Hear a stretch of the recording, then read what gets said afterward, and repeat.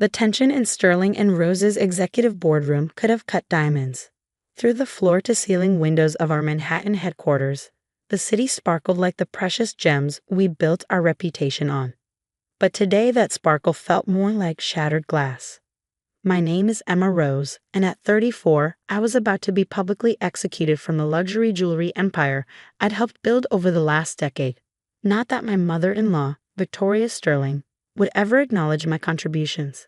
The evidence is irrefutable, Victoria declared, her perfectly manicured hand gesturing to the financial reports spread across the mahogany table.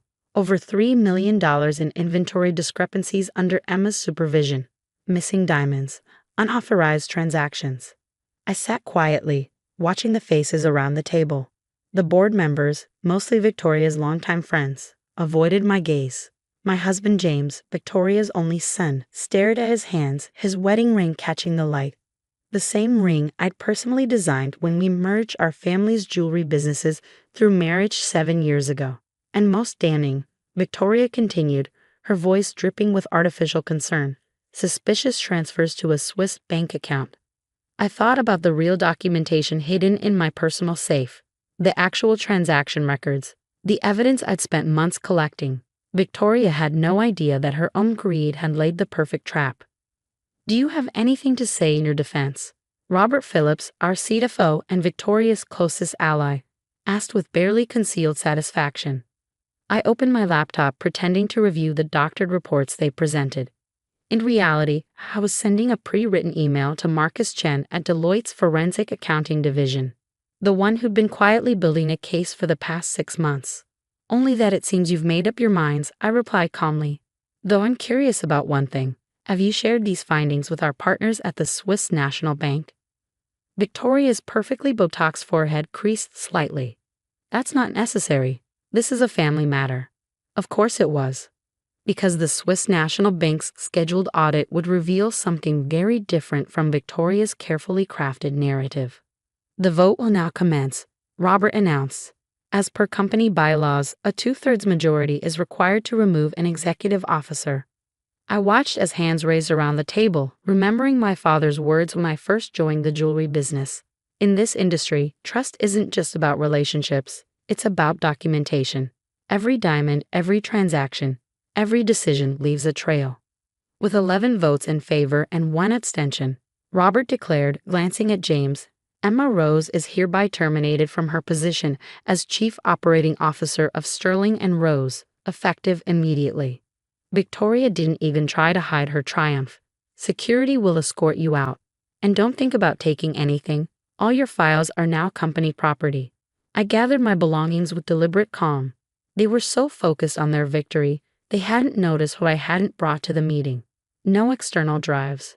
No documents. Nothing that would alert them to what was coming. One small detail, I said, pausing at the door. The quarterly audit from the Swiss National Bank is scheduled for Monday. I usually handle those. We're quite capable of managing our own affairs, Victoria snapped. I nodded, thinking of the evidence safely stored with 3 different law firms. Of course. Though you might want to review the Antwerp diamond shipments from last quarter, particularly the ones that never quite made it to our inventory. Victoria's face remained impassive, but her fingers tightened on her Hermes scarf. Are you threatening me? Not at all. Just looking out for the family business, one last time. The elevator ride to my office felt like descending through the stages of grief, except I wasn't grieving. Every step had been calculated, every reaction anticipated. My phone buzzed, Marcus confirming receipt of my signal. Teams ready in Zurich, Antwerp, and New York. Waiting for your green light. I looked around my office at the awards Sterling and Rose had won under my leadership. Best Innovation in Jewelry Design. Excellence in Corporate Governance. Industry Leader in Ethical Sourcing. Victoria had accepted every award herself, of course. Another message, this one from Diana Wong, our head of design. All files secured. Original documentation safe. The team stands with you. Victoria had never understood why I spent so much time with our designers and craftspeople, learning their processes, earning their trust. She called it getting your hands dirty. I called it building loyalty. A final message went out to 20 different recipients across 3 continents. Key people in our supply chain who knew the truth about Victoria's cost-saving measures. Execute Protocol Diamond. Within hours, secured servers would receive encrypted files. Security cameras would preserve unedited footage. Most importantly, every fraudulent transaction, every manipulated inventory record, every hidden account would be exposed. As I walked past our flagship store's window displays, I paused to admire the Legacy Collection, my final design series for Sterling and Rose. Each piece told a story of heritage and tradition. Victoria had tried to cut corners even there, substituting lower-grade diamonds, but I caught it in time. James called as I reached my car. "Emma, I'm sorry. I should have." "Save it," I interrupted quietly. "Just make sure you're in the office on Monday. You'll want to see this." "See what?" "Emma, what are you planning?" "Ask your mother about the Antwerp shipments. Ask her about the real reason we switched suppliers. Better yet, ask her about account number 2,547,839 at Credit Suisse." Silence. "Then, what have you done?" "Nothing yet. But Monday's going to be very interesting." As I drove home, I thought about my father's other piece of advice. In the jewelry business, reputation is everything. Once lost, no amount of diamonds can buy it back. Victoria thought she orchestrated the perfect coup, but she'd forgotten something crucial about family businesses. Sometimes the most dangerous person is the one who knows where all the real jewels are buried. And I had documented every single one. The weekend passed in a calculated dance of international coordination. While Victoria celebrated her victory at her Hamptons estate, I orchestrated the endgame from my home office, surrounded by monitors tracking activities across 3 continents. Diana's messages kept coming. Victoria's trying to access the design vault. They're rushing to modify inventory records. Robert's been in the office all weekend. I smiled, knowing every desperate attempt to cover their tracks was being documented. My phone buzzed with an update from Marcus, Swiss team in position. Antwerp documents secured. New York audit team ready. Monday morning arrived with the crisp clarity of a flawless diamond. I walked into Sterling and Rose's headquarters at precisely 8:45 a.m., accompanied by Marcus Chen and 2 representatives from the Swiss National Bank's audit division. "Mrs. Rose," the security guard stuttered. "We were told." "They're with me," I interrupted, holding up my still-active security badge. Victoria had been too busy celebrating to handle such details. "Emma," Victoria's voice cracked through the lobby. "You have no authority to be here," actually said Werner Schmidt, the lead Swiss auditor.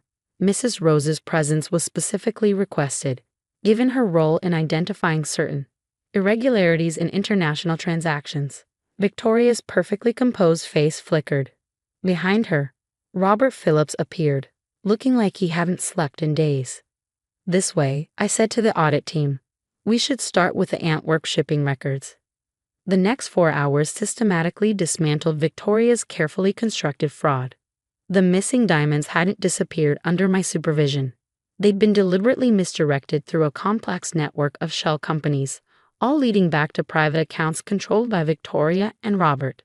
"The scale of the fraud is remarkable," Marcus commented, reviewing transaction records. "Over $50 million in diamonds diverted over the past 3 years. Premium stones replaced with lower-grade substitutes. False certification documents." "That's absurd," Victoria declared, but her hand trembled as she reached for her water glass. "These records are clearly fabricated." "Actually," Werner interrupted, "these records match perfectly with our banking documentation. Particularly interesting is account number 2,547,839 at Credit Suisse. Would you care to explain the deposits?" James burst into the conference room, his face ashen. "Mother, what have you done?" I opened my laptop, displaying the evidence I gathered.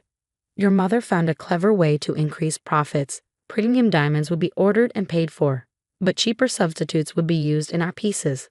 The real diamonds would be resold through unofficial channels, with the profits going to private accounts." "You can't prove," Robert began. "Can I?" I pulled up more documents. Every substitution was documented by our quality control team. Every diverted shipment tracked. Every false certification recorded. I even have footage from our workshop security cameras showing the substitutions taking place. Deanna entered with another stack of evidence.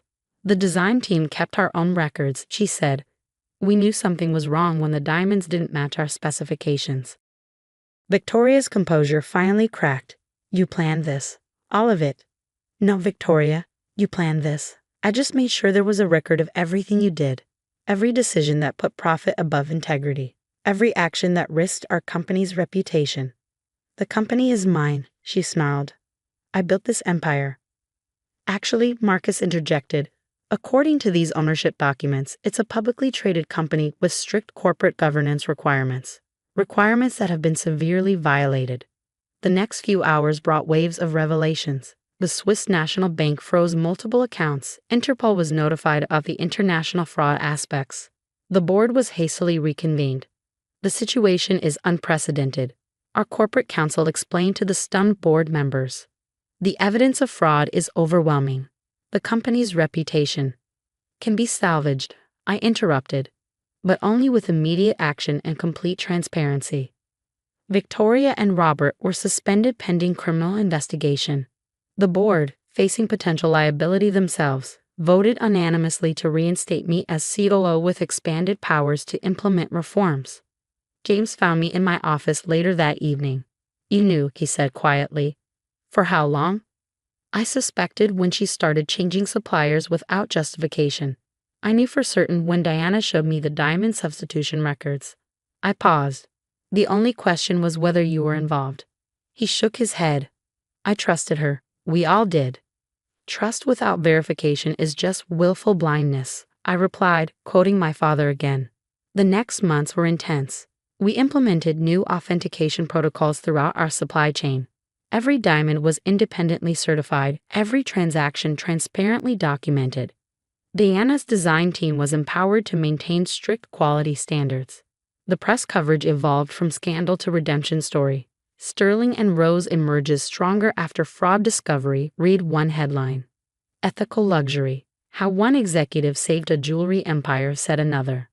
6 months later, I stood in our main workshop, watching our artisans at work. The legacy collection had been completely remade, this time with the premium diamonds it deserved.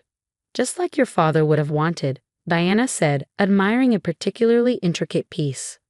Our stock price had initially plunged but recovered as confidence in our new transparency measures grew. More importantly, we were creating pieces we could be proud of again. Last week, a young jewelry designer asked me how to maintain integrity in an industry built on trust.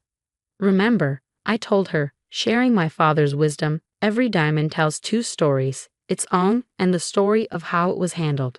Make sure both stories can bear scrutiny. Victoria and Robert eventually pleaded guilty to multiple fraud charges. James filed for divorce, unable to reconcile with his mother's betrayal. The Hamptons estate was sold to help pay restitution. As I write this from my office overlooking Fifth Avenue, I can see customers in our flagship store, trusting us once again with their most precious moments. Each piece that leaves our workshops now carries a unique blockchain verification code, my innovation to ensure this never happens again. Sterling and Rose continues to grow, but now with transparency at its core. Because as my father always said, in jewelry, like in life, true value isn't just about what sparkles on the surface, it's about integrity all the way through. Every morning, before the store opens, I inspect our latest pieces just like my father taught me, checking quality, verifying authenticity, ensuring every diamond tells a story we can be proud of. Because sometimes protecting a legacy means being willing to shatter the beautiful illusion to expose the truth beneath. In our case, it wasn't just about jewelry, it was about proving that integrity, once lost, can be restored, but only through unwavering commitment to the truth. The company shines brighter now, but with a different kind of sparkle. Not the false glitter of fraud and deception, but the true brilliance of authentic quality and transparent dealing. And in the end, that authenticity, just like the finest diamond, is both rarer and more valuable than any counterfeit could ever be.